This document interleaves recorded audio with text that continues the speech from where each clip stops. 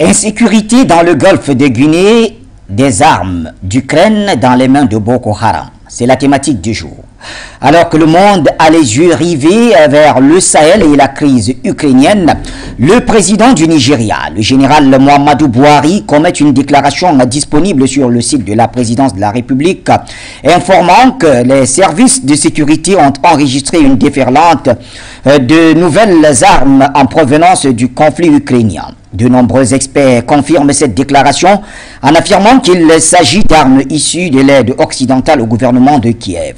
Situation qui remet à l'ordre du jour la question du contrôle, de la traçabilité et surtout la fiabilité des autorités ukrainiennes dans la gestion de ces engins de la mort offerts pour sa défense. Surtout qu'il y a peu, les services de sécurité suédois et polonais s'inquiétaient de retrouver également de plus en plus d'armes d'origine ukrainienne dans les réseaux locaux de grande criminalité. Eh bien, que devient l'aide en armes à Kiev?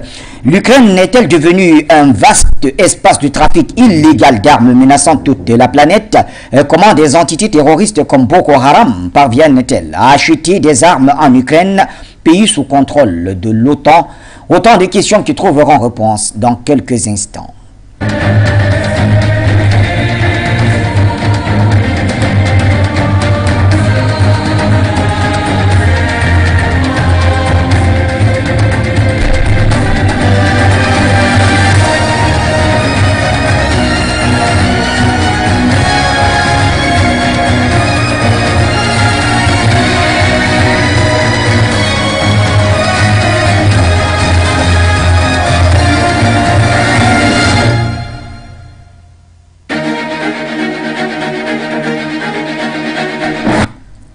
Bonsoir l'Afrique et bonsoir le monde. Bienvenue mesdames et messieurs à cette nouvelle édition du point sur l'actualité sur les antennes de Foyo Média Africa 96.3 FM pour vous qui êtes à Douala et ses environs, et bien sûr Etelsat et Amos vous permet de nous suivre sur vos petits écrans, et naturellement Facebook et YouTube accompagnent les internautes pendant que de nombreuses personnes ont téléchargé l'application de Foyo sur Play Store. Merci et tout cela nous honore. Nous parlons aujourd'hui de l'insécurité dans le golfe de Guinée avec ces déclarations du président Buhari en référence aux armes d'Ukraine qui seraient entre les mains des terroristes dans le golfe de Guinée et notamment les terroristes de Boko Haram. Eh bien, qu'est-ce que tout cela vous inspire? Vous nous appelez pour participer à la réflexion.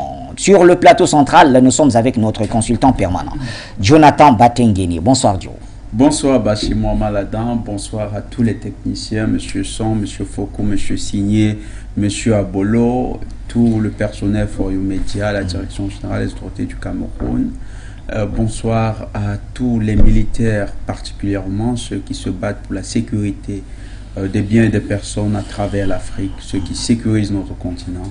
Ceux du Cameroun, nous leur adressons un salut particulier parce qu'ils nous sont très chers, ils abattent un travail d'orfèvre. Et ceux de toute l'Afrique, nous savons que leur combat permet à chacun de nous de vaquer à ses occupations. Nous leur disons merci pour le sacrifice. Nous nous inclinons devant la mémoire de tous ceux qui sont déjà tombés. Et nous disons à leur famille nos sincères condoléances. Comme déjà depuis 3 mois, nous avons ce coup de gueule à l'égard du dictateur despote sanguinaire de Côte d'Ivoire, M. Alassane Dramane Ouattara, qui a embastillé de manière injuste notre sœur Edith Pulchéry-Ballet dans ses geôles. Edith Pulchéry-Ballet, c'est une combattante de la liberté, pour ceux qui ne le savent pas. C'est une grande dame qui a permis l'augmentation salariale il y a cela quelques 2 mois en Côte d'Ivoire. Elle est également l'une des figures de proue de la contestation de la forfaiture, le dribble sur soi-même, comme le disait le Premier ministre par intérim. Le 3e mandat du dictateur despote sanguinaire d'Abidjan, M. Alassane Dramane Ouattara. Notre sœur Edith Pulchéry-Ballet, elle est dans les geôles du dictateur despote sanguinaire d'Abidjan parce que elle a simplement éventré ou elle a découvert la vérité sur un complot qui se fait sur le dos de tous les Ivoiriens. C'est un mercenariat d'État organisé par le dictateur despote sanguinaire, M. Ouattara, qui donne des passeports ivoiriens à des mercenaires qui vont réaliser des sales besoins dans la sous-région. Pour le cas d'espèce, il y a 30 légionnaires de la junte française qui sont arrêtés actuellement à Bamako et qui avaient pour mission de déstabiliser ce pays-là. Ils sont accompagnés de 16 éléments des forces spéciales ivoiriennes. Ils étaient 50. En guise de bonne foi, les autorités maliennes ont renvoyé 3 dames parce qu'ils estiment que 3 dames, c'est 3 mères de famille. Elles pouvaient bien s'occuper de leurs enfants si elles en ont, parce qu'on a appris après qu'elles avaient des métiers peu conventionnels. Donc, on ne va pas en parler ici pour des questions éthiques. Et donc, ces dames-là ont été renvoyées. Et les autorités maliennes, qui tiennent compte de l'humanité, ont posé cet acte. En contrepartie, les autorités ivoiriennes qui avaient arrêté Madame Edith Puchet-Ballet, qui a permis de découvrir la vérité sur ces éléments-là, n'ont pas agi également par la réciproque. Et pourtant, c'est une citoyenne. Et comme monsieur le dictateur despote sanguinaire veut être fidèle à tous ses titres, il la maintient, l'ayant coupé même de toute visite. En tout cas, à notre soeur, beaucoup de courage, Afil Chéri.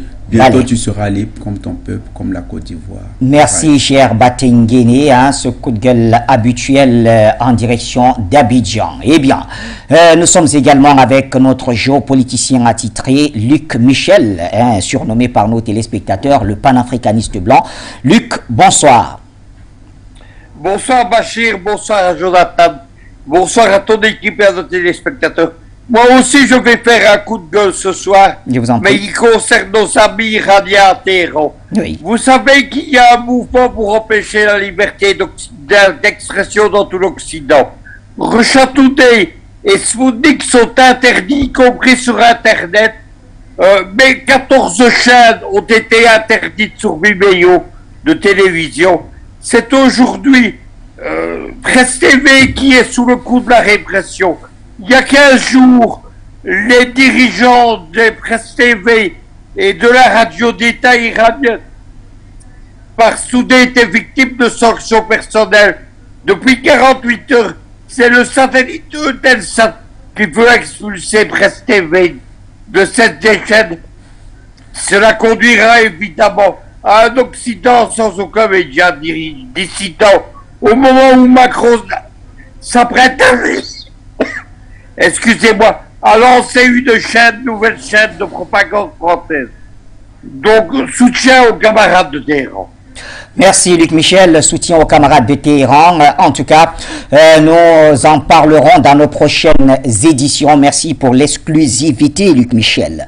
Jonathan Batengene, parlez-nous de ce sujet. Ce sujet très important qui parle d'insécurité dans le golfe de Guinée. Ce qui a attiré l'attention des dirigeants, c'est surtout cette déclaration de Muhammadu Buhari, le président nigérian, qui a donc fait savoir à ses pairs de CBLT, la commission du bassin de lac Tchad, que des armes à destination d'Ukraine se retrouvent finalement dans le golfe de Guinée et plus précisément au Nigeria. Alors, dites-nous-en un peu plus. Oui, c'est le président Muhammadu Buhari, la semaine dernière, oui. C'était mardi dernier, dans son adresse auprès des autres membres de la commission du bassin du lac Tchad. Il a fait cette révélation comme quoi les services de renseignement nigérians ont remarqué qu'il y a une recrudescence d'armes en provenance d'Ukraine au niveau du groupe Boko Haram. Oui. Et donc, ça signifie que le Boko Haram se ravitaille certainement auprès de vendeurs d'armes qui récupèrent ces armes-là en Ukraine. Dans le marché noir. Dans le marché noir. Mais il faut noter que ce n'est pas un marché noir autant que ça. Les États-Unis, au cœur du scandale, ce n'est pas seulement l'Ukraine, c'est les États-Unis, clairement, qui sont impliqués dans ce scandale, parce qu'il s'agit d'un scandale de 20 milliards de dollars.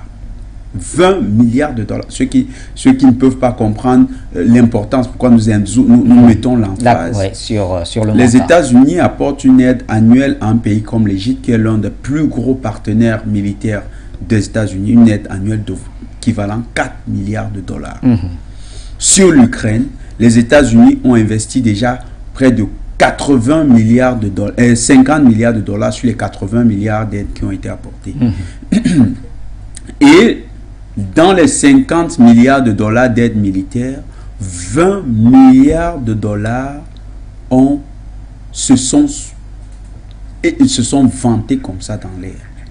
C'est-à-dire personne n'est capable d'expliquer où est-ce que c'est passé.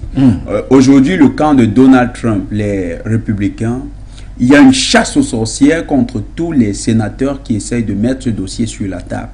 Il y a même une chasse aux sorcières contre tous les membres du Parti républicain qui veulent poser ce dossier sur la table. Et on se rend compte d'une chose. En fait, autour de Zelensky, ce n'est pas des gars du corps ukrainien qu'on retrouve. C'est les agents des Navy Seals, les forces spéciales états-uniennes, de la CIA et du MI6 et MI6 britannique, oui, et des SIS. C'est eux le dernier rempart autour de Zelensky. Quand l'aide arrive, ils utilisent des couvertures de la CIA et du MI6 pour que ça entre en Ukraine. Parce que quand ça entre de manière officielle, les Russes, dès qu'ils se repèrent, ils bombardent. Donc ça entre de manière informelle. Parfois, ça entre comme dans les conteneurs d'aide humanitaire. Parfois, ça entre, on a vu des vidéos, par exemple, à Kherson. On a vu des vidéos à Mariupol. On a vu plusieurs vidéos. Ça entre parfois dans les conteneurs de denrées alimentaires. Donc, c'est comme si c'était des denrées alimentaires, mais en fait, c'est du matériel militaire. On s'est rendu compte que les armes étaient vendues dans le dark web. Oui. Le dark web, c'est l'autre partie du web qui permet qui est le moins, qui n'est pas très visible, régulé, en tout cas. Oui, il faut être initié pour le comprendre. Oui, c'est pour que les personnes qui sont dans les business illicites, généralement, ils y trouvent facilement preneur. Donc, et le dark web, c'est un des éléments très utilisés par les services de renseignement, surtout MI6, DGSE, CIA, tous les services de renseignement, ils aiment utiliser le dark web. Donc, les armes sont vendues dans le dark web. À qui? Aux mafias qui opèrent en Europe de l'Est et en Europe du Nord. Les services secrets suédois ont constaté une augmentation des armes en provenance d'Ukraine sur leur territoire dans les mains de la mafia. Ça a été le cas également en Pologne. Ça a été également le cas en Estonie. C'est également le cas en Mauritanie et en Moldavie. Oui. Quand les enquêtes sont remontées, vous allez voir qu'il n'y a pas eu de suite avec ces révélations. Quand les enquêtes sont remontées, ça a touché des personnes très proches de Zelensky, dont son chef de la sécurité, Zaluzhny. Les enquêtes montraient qu'il était lié à tous ces réseaux. Or, Zaluzhny, c'est qui? Zaluzhny, c'est l'homme qui est venu dire aux gens qu'il y aura la guerre en Ukraine. 2 ans avant, un an avant, en 2019. Il disait pour que l'Ukraine intègre l'OTAN, il faut que l'Ukraine entre en guerre avec un pays comme la Russie. Et cette guerre sera, cette brutale, elle va nous coûter des morts, mais elle sera le sacrifice à payer pour entrer, pour intégrer l'OTAN. Et Zaluzhny relatait là un plan qui était déjà fomenté par la CIA. Zaluzhny, c'est quelqu'un qui est en relation avec les agents de la CIA. Donc, quelque chose qui touche Zaluzhny, il ne faut pas exclure que la CIA y soit mêlée. Oui. Et nous disions déjà, depuis le début de ces opérations de pseudo-aide à l'Ukraine, qu'il fallait que les États africains fassent attention parce que ces aides-là ne sont pas... C'était un cache-sexe. On devait utiliser l'Ukraine comme moyen pour renflouer les groupes terroristes en Afrique, du moins les groupes de mercenaires qui ont pour rôle de déstabiliser l'Afrique. Et c'est effectivement ce qui se passe. Il se trouve également que des combattants de l'État islamique, par exemple celui qui a fait sauter le pont de Crimée, du moins une partie du pont de Crimée, celui qui l'a fait, c'est un combattant de l'État islamique. Donc les combattants de l'État islamique sont également liés à l'État ukrainien. Parce que ce combattant de l'État islamique, quand il a fait sauter le pont de Crimée, les Ukrainiens ont salué. Le monde a oublié que c'était un combattant de l'État islamique en Syrie. Oui, puisque il s'est attaqué à l'ennemi entre guillemets quand même. Bon, mais l'État islamique, c'est qui? L'État islamique, c'est un allié d'Al-Qaïda. Al-Qaïda qui est aujourd'hui le patron de Boko Haram. Depuis la mort de Aboubakar Shekau en 2017, Boko Haram a fait allégeance, du moins même la mort de Shekau a été proclamée la mise à mort ou bien la tête de Shekau a été mise à prix par les chefs de Al-Qaïda qui avaient lancé une demande de contrôle sur Boko Haram. Et puisque Shekau disait qu'il se bat de manière autonome, ils ont dit tu seras tué. Et il a été tué par les membres d'Al-Qaïda. Donc, si on va de fil en aiguille, l'État islamique est lié à l'État ukrainien, l'État islamique est lié à Al-Qaïda, Al-Qaïda est le patron de Boko Haram, tout devient clair. L'État islamique a rendu service à l'État ukrainien en Russie, l'État islamique a donné droit également à la réciproque du côté ukrainien. Donc, l'État ukrainien aujourd'hui, c'est un alibi de sponsoring du terrorisme dans le monde. Très clairement. Nous avons parlé d'un gros scandale au cœur des États-Unis. Oui. C'est un gros scandale parce que quand vous voyez comment tout est fait pour étouffer cela, c'est parce que ça va toucher directement le président Biden. À côté de ce scandale, il y a le scandale des FTX crypto-actifs.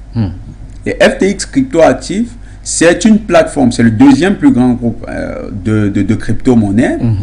Et les FTX, c'est une monnaie qui a permis, c'est une crypto-monnaie qui a permis de financer la campagne de Joe Biden. Et étrangement, depuis un temps, on a observé la banqueroute des FTX. Oui. Depuis que le parti démocrate a été mis en difficulté aux élections, bien avant même, on a remarqué que les FTX ont chuté. Oui. Donc, il y a un gros scandale également avec les FTX qui montre qu'il y a eu des corrélations de financement illicite de la campagne de Biden.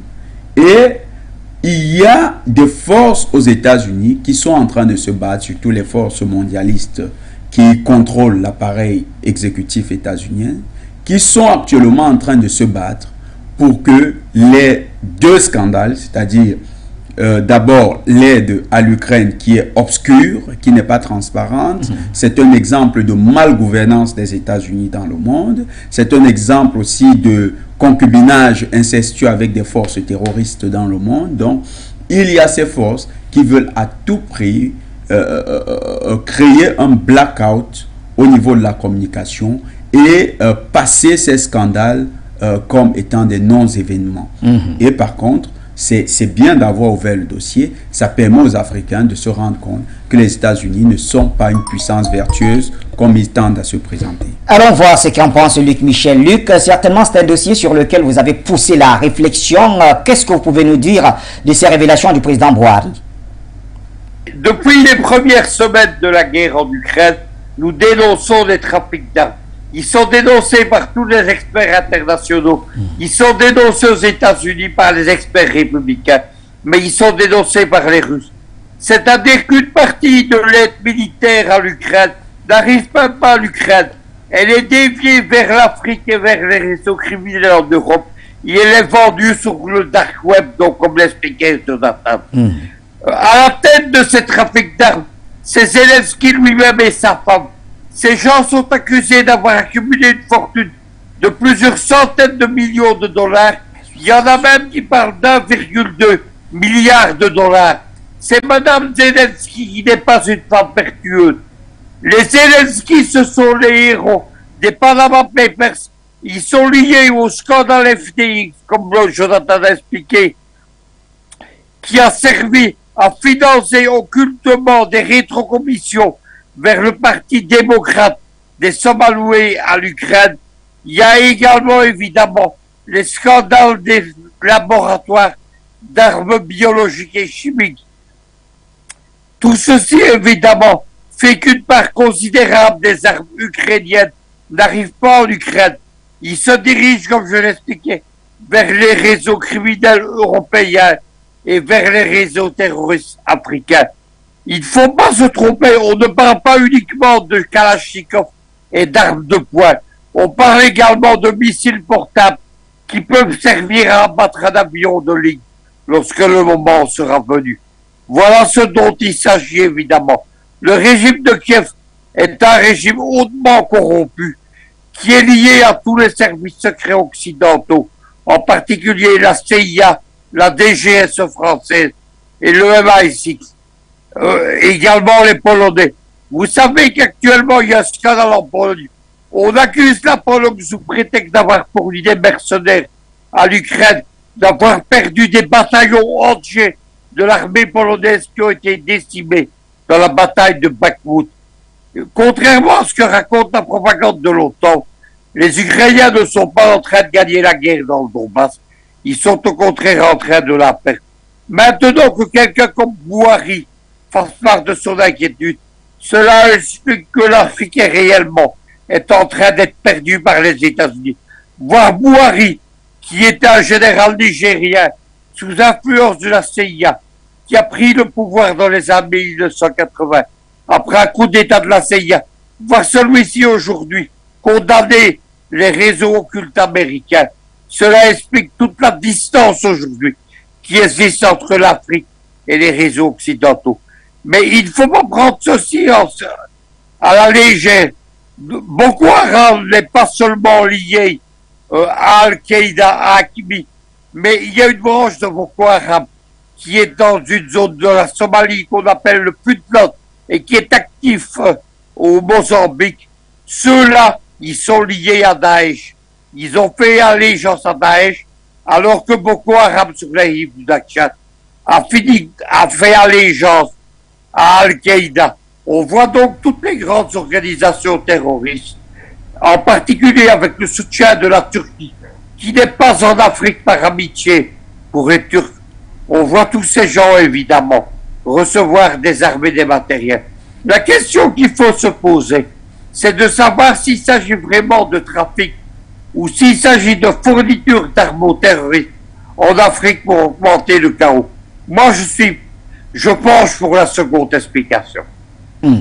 Alors, Luc qui penche pour la seconde explication. Luc Michel, est-ce que justement l'octroi de ces nouveaux justement armements, est-ce que cela annonce une autre vague quand même de violence sur le continent africain? Écoutez, les Occidentaux se servent du terrorisme depuis la chute de la Jamaïria pour justifier leur ingérence en Afrique.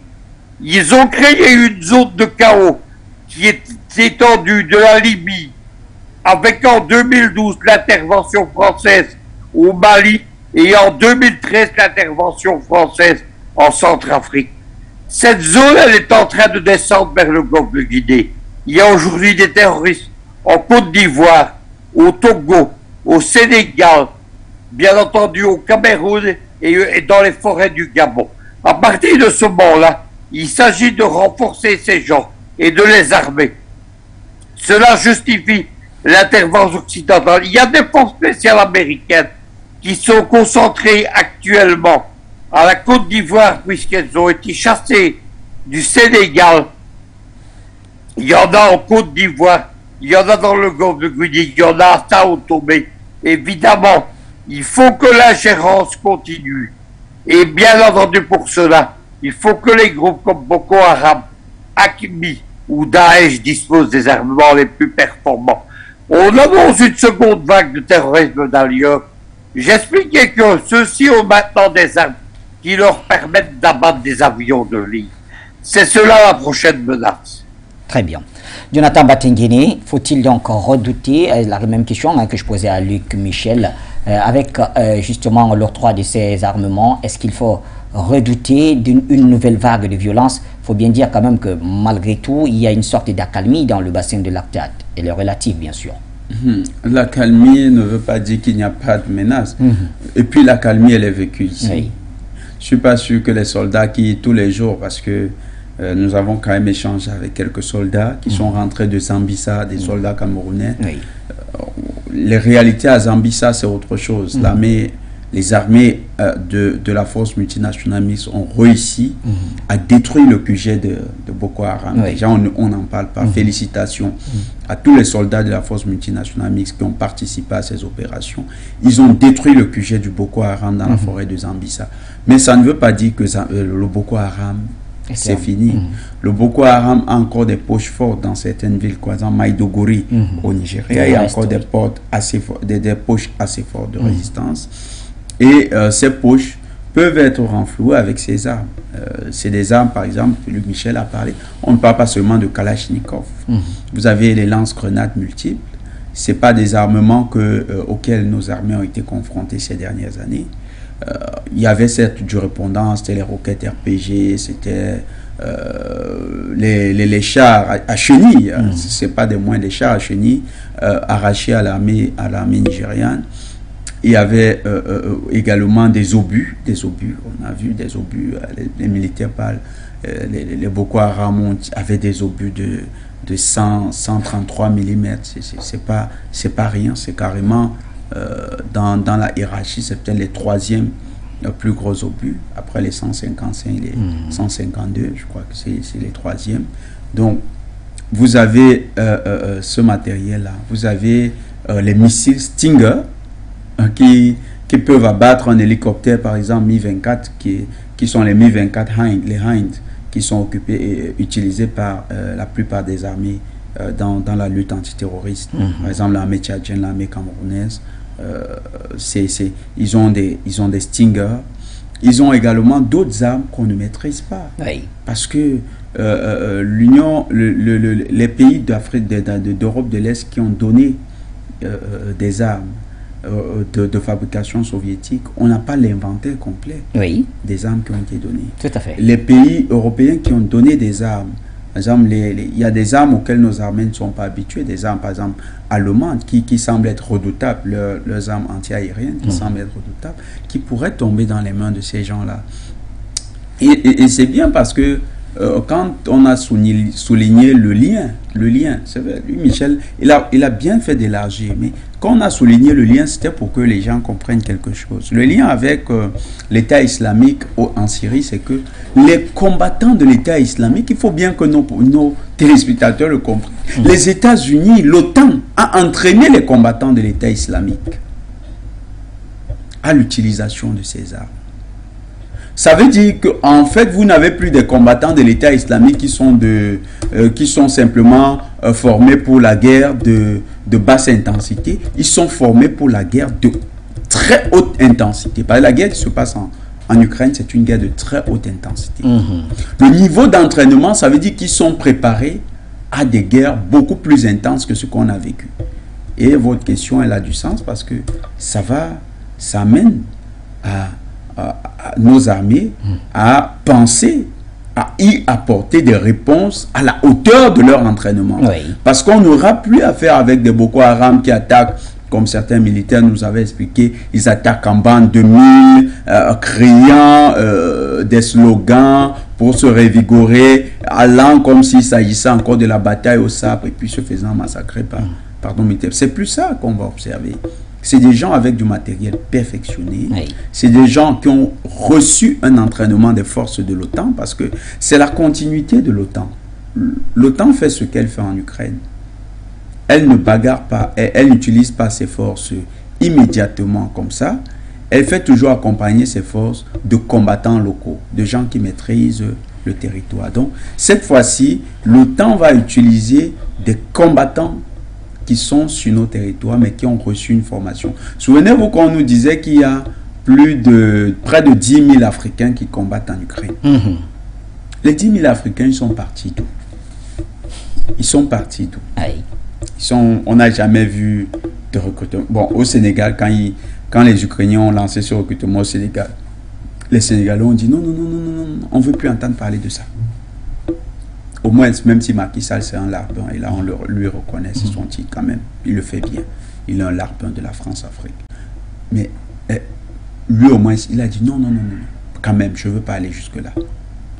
On n'a pas vu même en Côte d'Ivoire des recrutements lancés en Mondovision.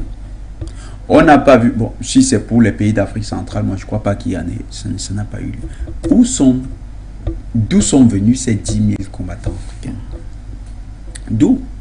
Très bonne question quand même. Ça veut dire que les filières informelles de recrutement des combattants du Boko Haram ont agi. C'est-à-dire que des combattants ont été recrutés dans les zones de conflit africains et ont été entraînés au niveau de l'Ukraine. Ils ont perfectionné leur entraînement par le combat réel. Ils ont participé au combat par le combat réel. Et donc prêts à revenir sur le continent et mettre en application. Oui, c'était une préparation à revenir pour remettre en application ce qu'ils ont appris. Donc, ça augure qu'il y aura des guerres de haute intensité sur les territoires africains. Donc, les pays africains doivent se doter du matériel à la hauteur de la menace qui est en train de... En l'état actuel, est-ce que ces États, justement, ceux du bassin de lac Tchad, pour ne pas dire le golfe de Guinée en général, est-ce qu'ils sont prêts à aller dans ce type de combat, à aller face à quand même à des terroristes qui sont, ma foi, superbement armés? Ce sera un test. Ce sera un test. Vous savez, quand le Boko Haram attaquait, par exemple, le Cameroun, au début des années 2010, 2011, 2012, 2013, le Cameroun a traîné pour apporter une réponse. Mais quand la réponse est arrivée et qu'elle était à la hauteur de la menace, on a vu que le Boko Haram a finalement régressé. Donc, ce sera un test. Surtout que beaucoup d'armées dans le golfe de Guinée aujourd'hui ne sont pas encore dans... ils ont encore des dispositifs de lutte anti-guérilla. C'est différent. C'est des militaires qui sont entraînés pour des guerres conventionnelles, des guerres de haute intensité. Peut-être pas de très haute intensité, mais de haute intensité conventionnelle. Donc, c'est ce qu'ils savent le mieux faire. Certainement, quand la menace se proposera sous cette forme-là, ils apporteront leur expertise. Mais nous faisons confiance, par exemple, à l'armée camerounaise, parce que les échanges avec beaucoup de militaires camerounais, puis, ils nous disent que ce soit face aux terroristes dans le nord-ouest, sud-ouest, terroristes ambazoniens, que ce soit pas face aux terroristes du Boko Haram, l'armée n'est pas en train d'utiliser son potentiel réel. L'armée utilise encore un dispositif de lutte anti-guérilla et qui est proche, ils appellent ça les missions de police. Ils disent qu'ils réalisent des missions de police. Donc ils disent, selon, nous nous en tenons à leur discours, si la menace vient à atteindre un seuil critique, eh bien ils seront obligés d'utiliser les armes dont ils disposent. Et là, nous encourageons les États à se doter d'armes sophistiquées auprès de la Russie. Parce que le Cameroun, par exemple, c'est très important. Parce que moi, je ne parierai pas beaucoup sur le Nigeria. Le Nigeria a les F-16. Mais la forêt de Sambisa, c'était un casse-tête pour l'armée nigérienne. On a vu 4000 soldats nigériens, non, 500 soldats nigériens fuir leur base militaire et venir se réfugier au Cameroun. C'est ahurissant d'entendre ce genre de choses. L'armée nigériane a des F-16 qui sont des chasseurs dits tout à fait très efficaces. L'armée camerounaise a des Alpha Jet, mais comment c'est l'armée nigériane qui vient se réfugier? Parce que l'Alpha Jet, c'est un chasseur, il faut le dire, pour nous, Cameroun ne devrait plus avoir ce genre de chasseur, ça devrait même jeter à la poubelle.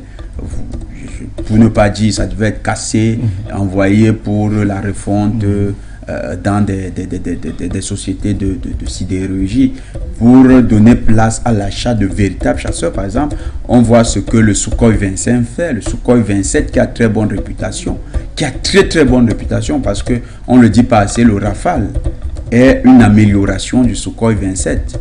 Donc, a reçu beaucoup d'éléments d'amélioration du Sukhoi 27. Donc, on pourrait se doter des chasseurs qui sont aussi performants, Sukhoi 27, 30, 34, 35, et pourquoi pas avoir des chasseurs de dernière génération. Mais, ce serait bien de voir le Cameroun qui a envoyé, nous sommes à la 9e promotions qui ira en formation en Russie, qui aura 9 promotions en Russie, sera bien de voir que le Cameroun capitalise sur ces personnes formées-là, ces militaires formés. Il faut que ces militaires, dans des métiers précis, parce qu'ils ont des spécialités, ces militaires, à leur retour, l'on leur confie le travail de modernisation de l'armée avec du matériel de très bonne qualité, comme on voit utilisé en Ukraine. Très bien. Luc Michel, alors quelle est la portée de cette déclaration, cet appel du président Boihari vis-à-vis de ses pairs? Un avertissement, mais moi je voudrais dire un mot sur les liens de l'Ukraine avec le terrorisme international. Tout d'abord, il y a des militants islamistes radicaux que la Russie a chassés du Caucase, en Tchétchénie et au Daghestan. Ils sont naturellement allés combattre aux côtés des Ukrainiens. Dans les bataillons néo-nazis comme à Sovkouïda, il y a des combattants islamistes tchétchènes, évidemment anti-russes.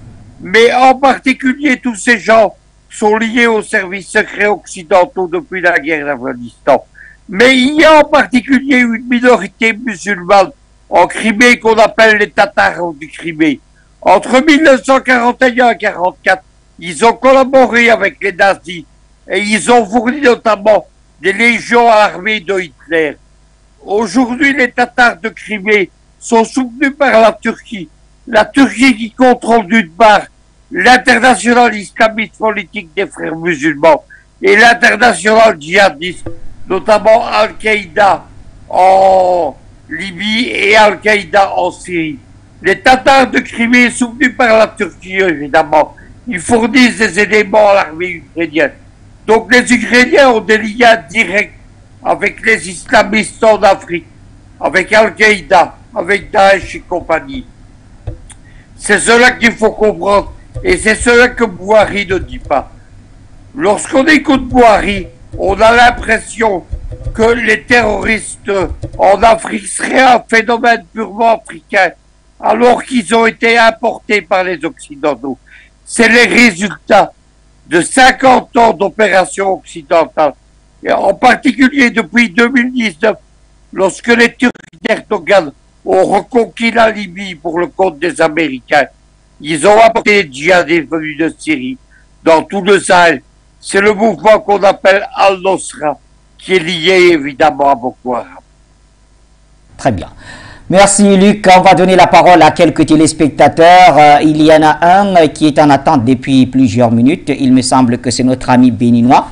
Allô, bonsoir.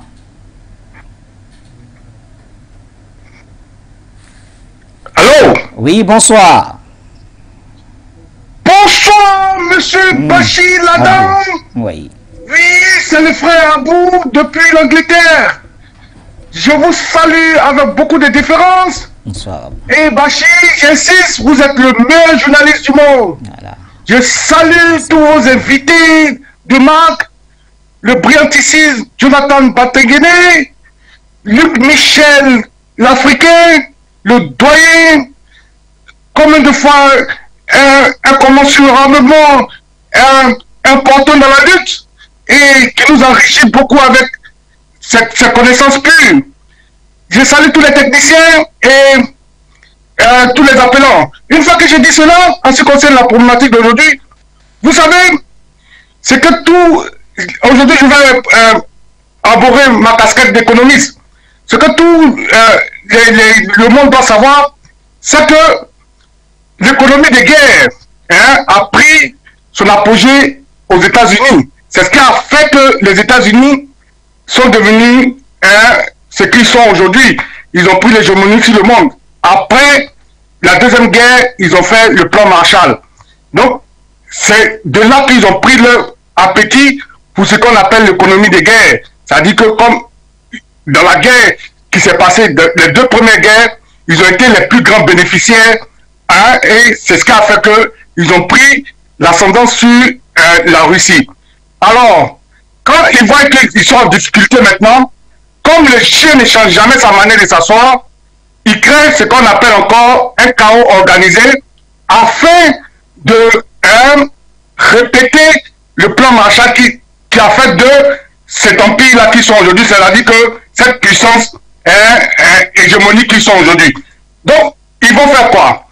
Quand ils commencent en Ukraine, ils savaient que ça allait s'éparpiller sur le monde entier et ça allait retomber sur l'Afrique.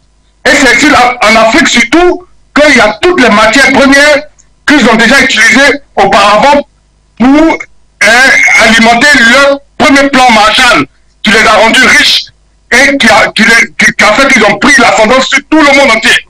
Alors, quand ils sont en difficulté, il faut recréer encore cet environnement-là afin qu'ils puissent avoir un autre plan Marshall qui va leur permettre encore d'être qui vont les lancer à la tête de tout le monde entier. Donc c'est dans ça que nous sommes. Vous voyez, tous ces armes-là, c'était organisé. Contrairement à nous les Africains, qui constatons les dégâts avant de réagir, eux, ils ont établi tous ces plans-là. Donc ils savaient qu'à un certain moment, il fallait qu'ils créent une troisième guerre mondiale pour encore faire advenir un autre plan Marshall. Et dans ce plan Marshall-là, qu'on appelle le délit d'initié, parce que c'est eux qui détruisent et c'est eux qui vont venir construire encore et s'enrichir. Donc, ils continuent dans ce même délit d'initié-là, les Américains, en provoquant la Russie. Ils savaient que la Russie allait réagir, ça allait retomber sur l'Afrique et ainsi de suite. Effet boule de neige, une autre troisième guerre mondiale. Et comme eux, ils sont déjà avancés dans les multinationales, ils vont avoir tous les marchés comme auparavant. Le chien ne change jamais sa manière de s'asseoir. Et ce sont les Américains qui sont en train de encore mener tout le monde au bout du nez et faire ce qu'on appelle le délit initié. Et c'est dans ce que nous sommes. Donc, on ne s'étonne pas que les armes se retrouvent avec le Boko Haram. C'est un chaos organisé. C'était M. Abou depuis l'Angleterre. Bye bye from now. Bye bye.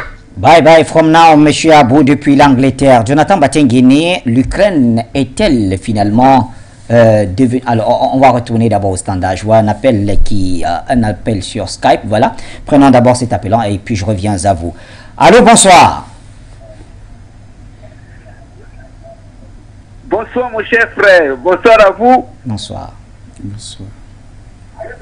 Oui, bonsoir mon cher frère, bonsoir à vous et bonsoir aux autres. Un bravo pour tout ce que vous faites. Merci bien. Et surtout un salut particulier à mon frère Batengene qui nous vraiment, qui est au boulot. Nous sommes trop fiers de toi mon cher frère. Voilà. Bon, il faudrait qu'on sache que tout, vraiment, nous sommes obligés d'avoir des médias et des médias afin que les Noirs, que ce soit en Afrique ou dans la diaspora, nous soyons définitivement libérés. Il n'y a pas un endroit qu'on aime les Noirs. Vous allez en Asie, vous allez en Europe, vous allez en Amérique, il n'y a pas un endroit. Regardez la Coupe du Monde. Hein. Donc c'est en Coupe du Monde qu'on va se rendre compte qu'il y a des Noirs en Équateur, il y a des Noirs au Costa Rica, il y a des Noirs... Pourquoi? Ce n'est que dans le sport. Mais allez chez eux là-bas, ils sont dans les périphéries. C'est pour dire que quoi? Restons avec la Russie et la Chine. Et nous croyons à Allah, nous croyons au Dieu Tout-Puissant. Si ces Occidentaux veulent la guerre, qu'on fasse la guerre et le vrai propriétaire des terres va récupérer ces terres. Et ce qui est sûr, c'est que nous autres Noirs, nous n'allons pas perdre, puisque nos ancêtres, que Dieu a créé avec ses propres messages, Adam et Ève, tous ces messagers, ils ont une redevance, Dieu a une redevance avec eux. Donc, soyons vigilants et soyons prêts pour faire la guerre à cette Europe. Et si nous voulons la paix dans ce monde, il faut que la France tombe dangereusement et qu'elle tombe avec tout ce qu'elle a accompagné, suivi de l'Angleterre. Et pour les États-Unis, même chose. On commence d'abord par la France. Il faut qu'on élimine complètement cette France parce qu'elle jeune dans ce monde. C'est à cause de la France que nous avons trop de problèmes. Suivi de l'Angleterre. Maintenant, on se sert du Nigeria pour pouvoir organiser, on dit que un regroupement militaire anti-push et anti-terrorisme, juste pour couvrir, pour dire que non, anti-terrorisme, alors qu'on sait que c'est anti-push. Ils auront fait la guerre où? Que les Maliens sachent qu'aucun pays ne peut te détruire lorsque toute la population est unie. Et pour moi, c'est l'occasion pour nous d'attaquer la base qui est en Côte d'Ivoire. Il y a une base militaire française en Côte d'Ivoire. Donc, et ça va nous permettre de se débarrasser définitivement de Ouattara et son groupe. Donc, que le Mali ne cède pas à ce soi-disant chantage de il faut libérer jusqu'en janvier. Nous sommes là, on attend, et nous voulons cette guerre pour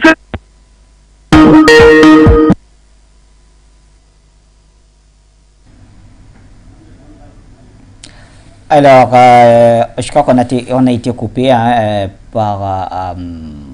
voilà, notre appelant peut revenir hein, quand il veut, de toutes les façons. On va rester au téléphone. Gallo Célie, bonsoir, cher ami. Oui, bonsoir, monsieur Ladan. Bonsoir à vos invités, monsieur Batengene et Luc Michel. Bonsoir également aux téléspectateurs de For You. Monsieur Ladan, comme d'habitude, au nom des téléspectateurs et de tous ceux qui vous appellent, nous vous remercions d'éveiller les Africains sur ces éléments très très importants. C'est-à-dire que l'Occident profite toujours de chaque guerre pour créer un nuage d'abeilles qui vont aller embêter les populations les plus faibles, surtout nous ici en Afrique. Nous avons vu ce phénomène-là se passer en Libye. Est-ce qu'on veut nous faire croire que c'est toutes les armes de Libye qui sont déversées dans le Sahel? Effectivement, évidemment que non. C'est les armes que les Occidentaux ont amenées là-bas avec l'idée de venir envahir le Sahel. Et les Ukrainiens là, que vous êtes en train de pointer, ils ne sont pas à leur première expérience. Nous nous rappelons, lorsque Laurent Gbagbo avait été renversé en Côte d'Ivoire, la tête de, je ne sais pas comment dire, le capitaine du massacre qui a eu lieu en Côte d'Ivoire, c'était l'Ukraine, avec un certain Petro Poroshenko qui était je crois c'est le mania du chocolat en Ukraine. Mais il avait besoin du chocolat ivoirien. C'est pour ça qu'il a pris la tête de ce combat-là. Et il n'a pas pris la tête de ce combat au hasard. C'est qu'ils avaient déjà des armes qu'ils préparaient pour la guerre qu'ils ont fait contre la Russie en 2014, je crois. La guerre que nous voyons aujourd'hui, elle a commencé depuis 2014. Parce que ce monsieur-là, après avoir mis la main sur le cacao ivoirien, il est devenu président d'Ukraine. Je ne sais plus en quelle année, mais je crois qu'il était devenu président d'Ukraine. Et ce que nous voyons aujourd'hui, c'est-à-dire que l'élément sur lequel vous attirez notre attention, c'est la même situation. C'est-à-dire que toutes les armes qu'on promet à l'Ukraine, en fait, ça ne part pas en direction de l'Ukraine. M. Batengene l'a bien signalé. Ça vient renforcer tout ce qui se passe dans le golfe de Guinée. On va dépasser le Sahel et on va maintenant entrer en forêt. Mais nous les avertissons, nous aussi, nous allons entrer en forêt. Ils étaient venus qualifier nos parents ici de maquis. Nous allons rentrer dans le maquis. Mais ce n'est pas possible. Ces gens-là, ils font comme si nous étions des aveugles. En tout cas, nous vous remercions vraiment d'attirer notre attention sur comment on appelle ça, comme une boule de neige. Là, on l'a fait sauter, elle va aller, elle arrose tous ceux qui ne sont pas concernés. Mais j'aimerais quand même demander à M. Batengene de nous éclaircir un peu sur ce point-là. Mais pourquoi le président Paul Biya a accepté un général de guerre? C'est-à-dire quelqu'un qui, comme ambassadeur, ce monsieur vient pour nous tuer. Mais pourquoi nous n'avons pas refusé? C'est quand même une question qui nous taraude l'esprit depuis longtemps, mais on ne comprend pas si c'est possible, parce que comme tout est souvent très diplomatique, voilà un peu ce que je vous souhaitais dire, monsieur Ladan. Merci à vous. Et vous revenez quand vous voulez. C'est un échange et bien sûr d'autres idées peuvent jaillir. On reste au téléphone avec quelqu'un d'autre. Je n'ai pas son nom malheureusement. Allô, bonsoir. Oui, bonsoir. Mon ami et très cher frère Bachir Ladan, c'est M. Sidi du Bénin. Ah, Sidi du Bénin, bonsoir. Je vous dis assalamu alaikum. Wa alaikum assalam, merci. Je salue Luc Michel l'Africain, mon frère et ami bien-aimé Jonathan Batengene, pour tout ce qu'il fait pour l'éveil des consciences africaines. Bachir Ladan, mon frère, vous voyez, l'éveil des consciences par les chaînes comme For You Television est une réalité qui est malheureusement pour les Européens à sa phase finale. Et là où ils n'ont pas pu savoir, c'est que vous avez fait un travail formidable et vous avez tellement formaté, et puis l'on fait depuis 1960 jusqu'à nos jours, en quelques années. Donc, la création de chaînes par-ci, tout ce qui a les désordres qui sont en train de raconter, nous les suivons. Nous avons le cœur tranquille. Moi, je savais très bien, Bachir, lorsque vous voyez la France dans une activité, il faut savoir qu'il y a quelque chose de louche. son soutien indéfectible à l'Ukraine, moi j'avais soupçonné ça en son temps. La France est en train de jouer sa survie. Si elle soutient, parce que Abdoulaye Maïga les a déjà donné un bon nom, hein, la junte du peuple français. La junte française qui a en sa tête le criminel de Emmanuel Macron. Ils sont en train d'organiser un chaos parce que leur survie, la France ne peut pas vivre en dehors de l'Afrique. Donc, cette aide qui prétend apporter à l'Ukraine n'est rien d'autre qu'un soutien camouflé aux terroristes et mercenaires qui sont en Afrique.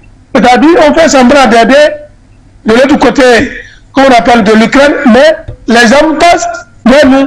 Mais malheureusement, encore pour eux, nous sommes en train de renvoyer, pays par pays, les agents enquêteurs qu'on appelle MONUSCO, n'importe quoi, qui vont les renseigner sur les positions de nos braves soldats. Donc, ça serait très difficile pour eux aujourd'hui de revenir nous tuer bêtement comme ils ont l'habitude de faire. Moi, j'ai l'impression qu'ils ne lisent même plus leurs auteurs. Lorsque nous revenons à la logique hegelienne de la souffrance, on dit lorsque l'esclave devient le maître et que le maître devient l'esclave, la souffrance change de côté et les rapports de force changent. Aujourd'hui, c'est nous, c'est l'Afrique, c'est le tour de la France. Je vous dis, Bachir là-dedans, les Français viendront travailler chez nous, dans nos serres de coton, pour pouvoir trouver à manger. C'est de ça qu'il s'agit. Ils ne pourront plus rien contre nous. Les Africains de 1960 ne sont pas les Africains du 21e siècle. Et qui ne nous poussent pas au délit de faciès. Parce que nous n'allons pas nous laisser faire. Bachir là-dedans, je vous remercie, que Dieu vous bénisse et que le Seigneur veille sur vous. Parce que sans vous, on n'allait pas comprendre ce qui se passe. Nous sommes en guerre. Que Dieu bénisse l'Afrique. Amen. Merci à vous, très cher Sidi, depuis le Bénin. Eh bien, nous allons rester encore au téléphone, c'est ça, signé? D'accord, allons donc vers Jonathan Batenguene. Justement, c'est à vous que je voulais donner la parole tout à l'heure. D'accord, Joe. On a suivi nos téléspectateurs. Alors, quand il parle, la question qui me vient à l'esprit, pourquoi l'Ukraine accepte de jouer un tel jeu? C'est-à-dire devenir la plateforme de distribution des armes en vue de la destruction des autres États et notamment ceux de notre continent. L'Ukraine n'accepte pas, je ne veux pas dire que l'Ukraine accepte de joindre à ce jeu. L'Ukraine a été prise en otage par une élite comprador. S'il faut prendre le concept de Frantz Fanon, l'élite comprador, cette bourgeoisie comprador. Vous avez suivi, Luc Michel parle de l'enrichissement des Zelensky. Oui. Quelqu'un qui, au début de la crise, pendant que la crise était pendante, il a réussi à se faire 850 millions de dollars. Aujourd'hui, on dit qu'il serait à 1,5 milliard de dollars. 1,5 milliard. Zelensky a travaillé pour avoir ce 1,5 milliard de dollars. Il faut bien se poser les bonnes questions. C'est une bourgeoisie comprador. Et Frantz Fanon explique la bourgeoisie comprador comme étant une bourgeoisie qui réalise l'essentiel de son enrichissement par le biais de la corruption et des détournements illicites de la fortune publique. Et c'est ce que Zelensky est, c'est ce que Zalosny est, c'est ce que tout l'État d'Ukraine, du moins l'élite ukrainienne. Oui. Et à l'époque, ceux qui ont fabriqué Zelensky étaient effectivement une bourgeoisie comprador avec le milliardaire Kolomoïsk qui a financé le théâtre où Zelensky était acteur. Oui. Puis il a financé la chaîne de télé il était le propriétaire de la chaîne de télé. Et c'est lui qui était l'actionnaire majoritaire dans l'entreprise qui est devenue du fonds d'investissement qui est devenu le propriétaire des fameux biolaboratoires, ce que Luc Michel disait. Oui. Le fonds d'investissement Rosemont, où le fils de Joe Biden a été fait président du conseil d'administration, avec tous les avantages que ça comporte. Donc, c'est une bourgeoisie comprador qui est construite par une oligarchie mafieuse qui réside aux États-Unis. Et cette oligarchie mafieuse utilise le pouvoir politique et le pouvoir militaire des États-Unis pour asseoir ces bourgeoisies compradors à la tête des États. C'est essentiellement ce qu'est aujourd'hui M. Macron à la tête de la France. C'est le représentant d'une bourgeoisie comprador. Lui-même, vous savez qu'avec le scandale des McKinsey, il n'a pas déclaré sa fortune. Il est lui-même le fruit d'un enrichissement illicite, d'un État très corrompu. L'État français aujourd'hui, c'est très corrompu. J'ai vu un article de presse, j'ai lu un article de presse il y a cela de là un mois, où on disait que près de 40% du mobilier, le mobilier, Bachir, le mobilier, c'est-à-dire les chaises, les tableaux, les tables, le mobilier de grande valeur dans les ministères a été déclaré cassé ou perdu par les responsables de ces ministères. Et le champion, c'est M. Attal, le grand ami de M. Macron, le champion de ces situations. Et il se trouverait, d'après ce magazine, que c'est une filière de détournement du bien public. Vous voyez que c'est une bourgeoisie comprador qui est installée en Occident. Avant, nous, Africains, on subissait cette bourgeoisie comprador. C'est pourquoi les théoriciens comme Frantz Fanon avaient très vite compris, avaient très vite conceptualisé cette réalité. Et aujourd'hui, cette réalité est en train de remonter au fur et à mesure que les ponts d'appauvrissement et de prédation se coupent vers l'Afrique. Ça remonte et ça devient plus visible dans les pays occidentaux. C'est ce qui se passe en Europe. Donc, la bourgeoisie ukrainienne est une bourgeoisie comprador. Elle est complice de l'oligarchie états-unienne. Et c'est tout ça qui fait ce qui se passe en Ukraine. Et le système, quand on parle de l'hégémonie états-unienne, l'hégémonie états-unienne repose essentiellement sur ce système d'appauvrissement et de construction des réseaux de corruption et de détournement de fonds.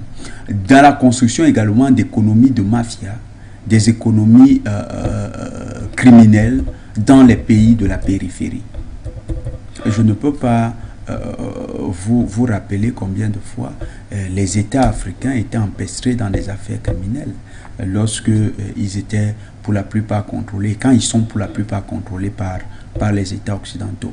Même les crimes rituels qu'on a souvent décriés en Afrique, c'est les pays occidentaux. Je prends pour exemple le Salvador, où une filière de vol de bébés a été découverte et avec comme principaux clients et bénéficiaires les États-Unis. Comment vous expliquez cela? Donc même l'économie criminelle, tout ça relève du mécanisme par lequel leur capitalisme sauvage se répand dans le monde. L'Ukraine, les populations ukrainiennes sont malheureusement la victime de cette élite-là, de cette élite corrompue.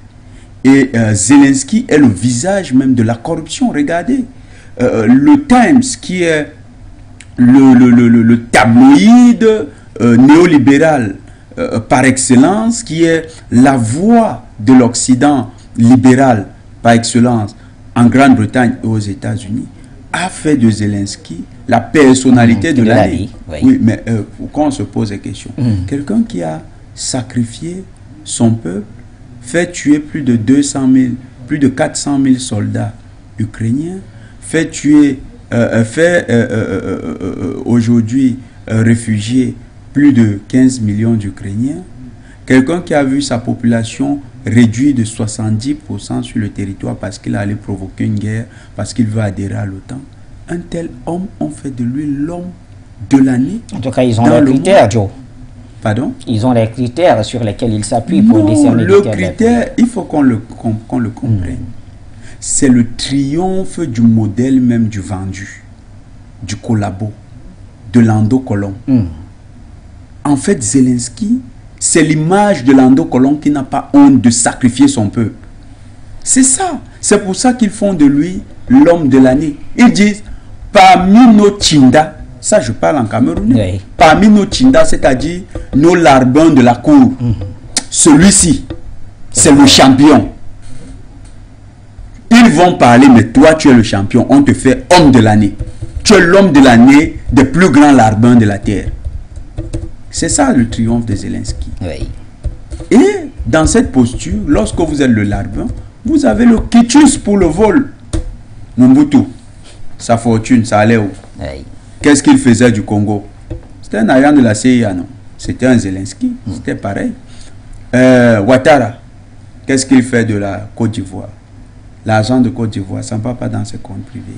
La société de mercenariat qu'il a créée là, c'est pas pour lui son fils Ténèbre Ibrahima. Alors c'est fait, Jonathan Batengene, est-ce que ça donne raison aux pays africains qui avaient refusé de voter contre la Russie au Conseil de sécurité?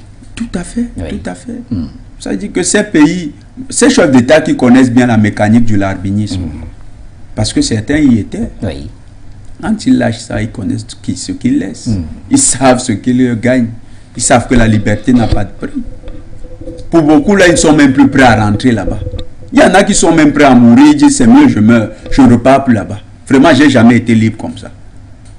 C'est un système d'avilissement, d'asservissement. Le modèle par excellence aujourd'hui de l'asservissement, c'est l'Europe. Vous voyez, les Européens qui s'engagent à sanctionner la Russie disent que non, ils vont plafonner le prix du gaz. Maintenant, ils ont 19 pétroliers qui ne peuvent pas quitter le Bosphore. Oui. Parce que les Russes et les Turcs se sont entendus disant que bon, il faut de nouveau, il faut que les navires soient assurés. Et les assurances valables, c'est soit turcs, soit russes. Mais comme les navires sont assurés avec des assurances européennes, ils ne peuvent plus traverser le Bosphore. Vous avez des hommes comme ça qui prennent des décisions aussi alambiquées, tirées par les cheveux. Vous ne voyez pas que c'est des gens qui n'ont plus de personnalité, qui ne représentent plus leurs États. C'est ce que l'Occident consacre. L'illégitimité comme modèle par excellence du dirigeant. Très bien. Et ils proposent ça en faisant croire à grand renfort de publicité par leurs médias mensonges que c'est ça la démocratie. Le modèle états-unien a échoué.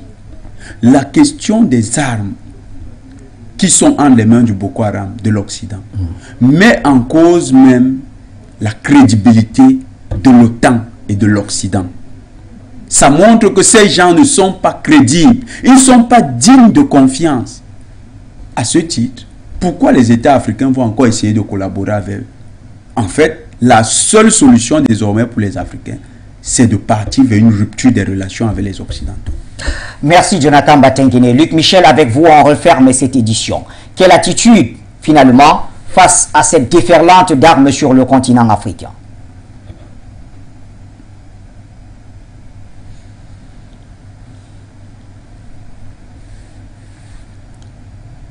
Luc, vous me recevez?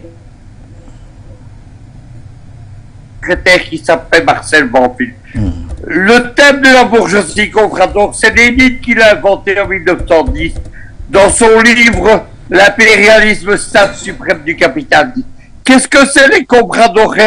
C'est du portugais. Lorsque les Portugais se sont emparés de leur colonie de Macao en Chine, ils ont accepté que la bourgeoisie chinoise garde le contrôle des affaires commerciales pourvu que eux aient le contrôle de la politique.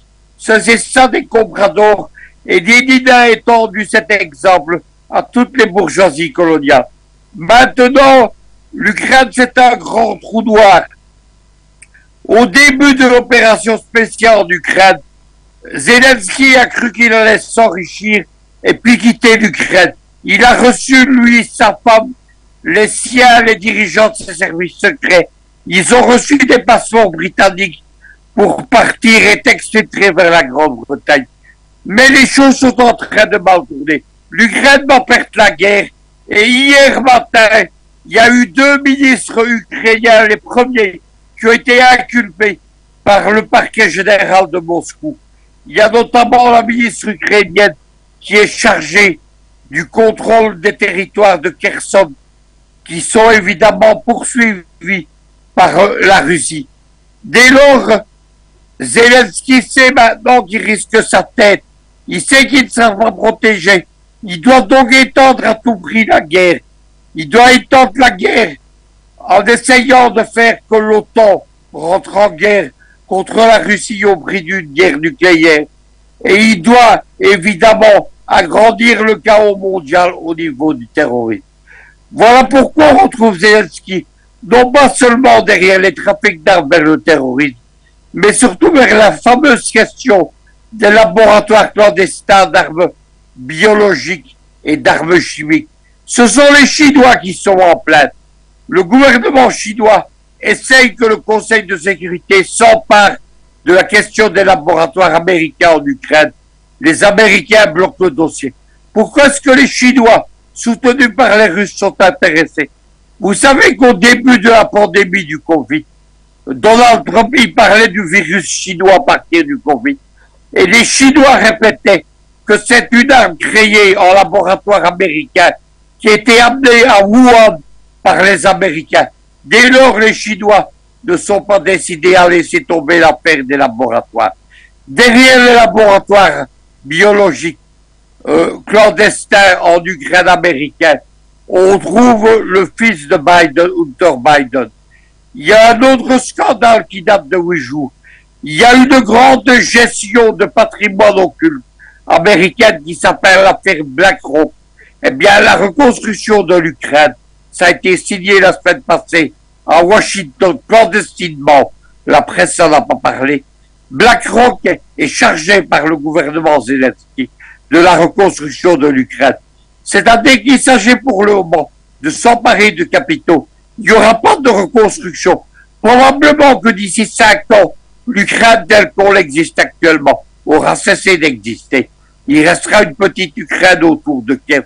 Il y a déjà des voix qui se lèvent en Pologne, mais également en Roumanie et en Hongrie, pour récupérer les provinces qui étaient hongroises, polonaises et roumaines avant 1919 et de 1919 à 1944.